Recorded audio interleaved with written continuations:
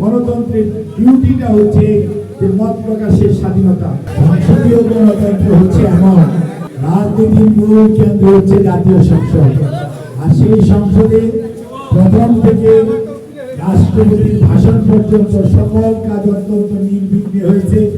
সকল পর্যায়ের সংসদ সদস্যরা সেটাকে আমাদের সংসদ নেতা মাননীয় প্রধানমন্ত্রী জনাব তারেক রহমান যখন বক্তব্য দিয়েছেন, শোক প্রস্তাব যখন উপস্থাপন করা হয়েছে, প্রত্যেকটি জিনিস এবং আমাদের স্পিকার এবং ডেপুটি স্পিকার যখন নির্বাচিত হয়েছে তখন সকল সংসদ সদস্য দেশের মানুষকে প্রতিদিন সুরক্ষিত রাখার প্রত্যয় নিয়ে সেফটি কেবলস সহ এলো সেফ সিলিং ফ্যান সম্মিলিতভাবে সমর্থন করেছে।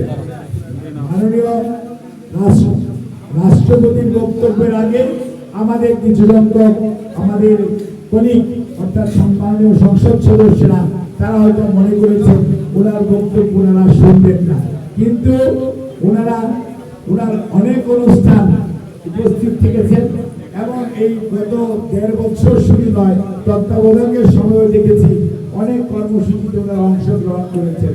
কিন্তু ওনারা রাজনীতির জন্যই হোক আর যে কারণেই হোক ওনারা যে বক্তব্য বলেছেন ওনাদের বক্তব্য আজকে মিডিয়াতে এসছে।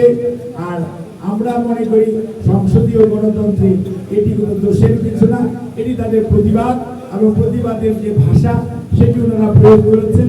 এর মধ্যে আমি গণতন্ত্রের ডিউটিটা হচ্ছে যে মত প্রকাশের স্বাধীনতা। সংসদ সদস্যরা তাদের মত প্রকাশের স্বাধীনতা ছিল সেটি করেছে, সেজন্য আমি মনে করি সংসদ প্রাণবন্ত হয়েছে, সংসদ শক্তিশালী হয়েছে। আগামী দিনে গণতন্ত্র চর্চার ক্ষেত্রে এই সংসদ আরো জোরালো ভূমিকা রাখবে বলে আমি বিশ্বাস করি।